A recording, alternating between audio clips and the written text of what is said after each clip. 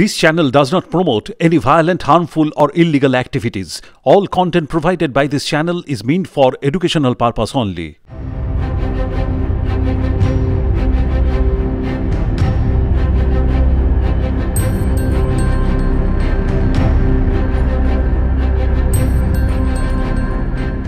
আজকে আপনারা সকলেই জানেন যে জয়নগরের বুকে একটা অত্যন্ত লজ্জাজনক ব্যাপার ঘটেছে।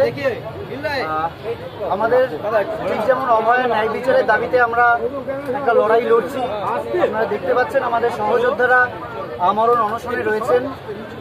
আমাদের যে 10 দফা দাবি, সেই দাবির সামনে রেখে আমরা যেমন বলেছিলাম যে অভয়া ন্যায় বিচার চাই এবং আর একটাও অভয়া যাতে না ঘটে সেটাও যাতে আমাদের একটা দাবির অংশ। সেই জায়গার মধ্যেই আমরা দেখলাম যে এই আন্দোলনের মাঝখানে আজকে আমরা দেখলাম যে জয়নগরে ক্লাস 4-এর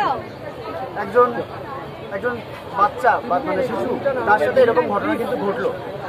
এবং ঠিক যেমন আরজি করেও আমরা দেখলাম পুলিশের যে ভূমিকা, যে এফআইআর নিতে দেরি করা, তাদের ভূমিকার যে একটা সন্দেহজনক যে জায়গা, তথ্য প্রমাণ লোপাটের যে জায়গা থেকে আমরা আরজি করেও দেখেছিলাম,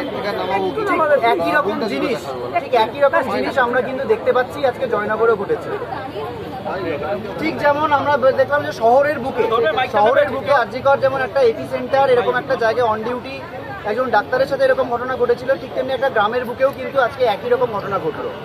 তো আজকে এই জায়গায় দাঁড়িয়ে আমরা ওয়েস্ট বেঙ্গল জুনিয়র ডক্টরস ফ্রন্টের পক্ষ থেকে একটা প্রতিনিধি দল আমরা চাইছি যে ঘটনাটা ঘটেছে তার পরিবারের একটা পাশে থাকার একটা জায়গা আমরা করতে চাইছি। সেই জায়গা থেকে একদমই শুধুমাত্র পাশে থাকার জায়গা হিসেবে আমরা সেখানে আজকে যাচ্ছি এবং আমরা এটা মনে করিয়ে দিতে চাই যে জিনিসটা ঘটে চলেছে, আমরা বারবার কিন্তু বলছি যে এটা আজকে পুলিশের যে ভূমিকা সেটা অত্যন্ত লজ্জাজনক, আমাদের রাগিয়ে তুলছে এই গোটা ব্যাপারটা। আরজি করের বুকে যে ঘটনা ঘটেছিল, আজকে এতদিন পরেও আমাদের যে বিচার পেতে যে দীর্ঘসূত্রিতা, তাতে পুলিশের যে একটা ভূমিকা ছিল, প্রশাসনের ভূমিকা ছিল, আজকে জয়নগরেও দেখছি যে একই রকম একটা ঘটনা কিন্তু ঘটতে আমরা দেখলাম। আমরা শোকস্তব্ধ, আমাদের বলার কোনো ভাষা নেই।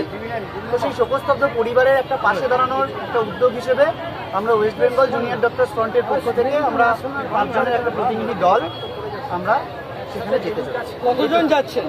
আমরা আপাতত 5 জন যাচ্ছি। কোথায় যাবেন, কি করবেন? আমরা যাচ্ছি একদমই যে ঘটনাটা ঘটেছে তার বাড়িতে গিয়ে তার বাবা মার সাথে, অভিভাবকদের সাথে একটা দেখা করা এবং পাশে থাকার একটা বার্তা দেওয়া, এইটুকু করতে আমরা যাচ্ছি। আজকে সাংসদ কল্যাণ ব্যানার্জিরা কথা বলেছেন যে আন্দোলন করছেন, কর্মবিরতি করছেন, আর সেই সময়তেই সই করে স্টাইপেন্ডের টাকা তুলেছেন। এই দ্বিচারিতা কেন? দেখুন, আমরা একটা শোকস্তব্ধ পরিবারের পাশে দাঁড়ানোর একটা বার্তা নিয়ে এখন বেশ করছি। তো কল্যাণ বন্দ্যোপাধ্যায় তো ইতিমধ্যে বহু জিনিস বলেছেন, তারা এমনি চান যে ডাক্তাররা যে গণশত্রু সেটা প্রমাণ করতে। তো এই যে বিষয়টা তারা বলছেন, আপনারা স্পষ্ট করে বলে দিতে চাই, আমরা যখন কর্মবিরতিতে ছিলাম তখন কিন্তু প্রত্যেকটা কলেজের যে প্রোটেস্ট মঞ্চ, ধর্ণা মঞ্চ, সেখানে আমরা কিন্তু উপস্থিত ছিলাম। আমরা হসপিটালে থাকবো না এরকম কোনো কথা কিন্তু আমরা বলিনি।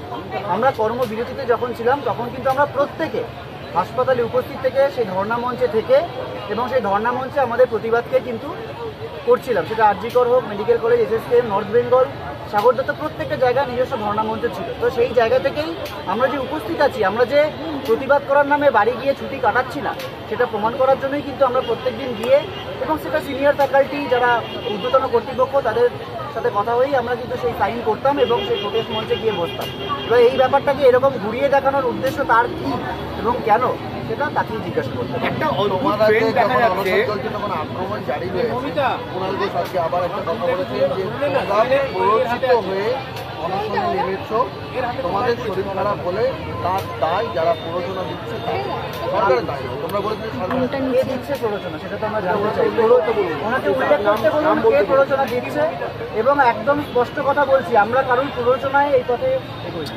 আমরা আমাদের সহযোদ্ধারা যাদের নিজের জীবন বাজি রেখেছেন, তারা সম্পূর্ণ নিজেদের সিদ্ধান্তে এবং আমাদের ওয়েস্ট বেঙ্গল জুনিয়র ডক্টরস ফ্রন্টের যে জিবি, সেই জিবির সিদ্ধান্ত অনুযায়ী তারা আমরণ অনশনে বসেছেন এবং আমরা আর কোনো উপায় দেখতে পাইনি। আমাদের যেভাবে গণশত্রু বানানো হচ্ছিল, আমরা এছাড়া আর কোনো উপায় দেখতে পাইনি। সেই জায়গা থেকে কিন্তু আজকে এই পদক্ষেপ নিতে আমরা বাধ্য হয়েছি। কুণাল ঘোষের নিশানায় সিনিয়র চিকিৎসক, কুণাল ঘোষের নিশানায় কে কি এটা জানতে আমরা একদমই ইন্টারেস্টেড নই। আমরা বারবার বলেছি অনশন করছি, আমরা একটা যে দাবি নিয়ে আমরা অনশন করছি সেই জায়গায় দাঁড়িয়ে এখন যদি প্রশ্ন ওঠে কার প্ররোচনায়, আমার মনে হয় এই প্রশ্নগুলো বা এই বিষয়ে প্রতিক্রিয়া দেওয়া আমাদের খুব একটা প্রয়োজন নেই।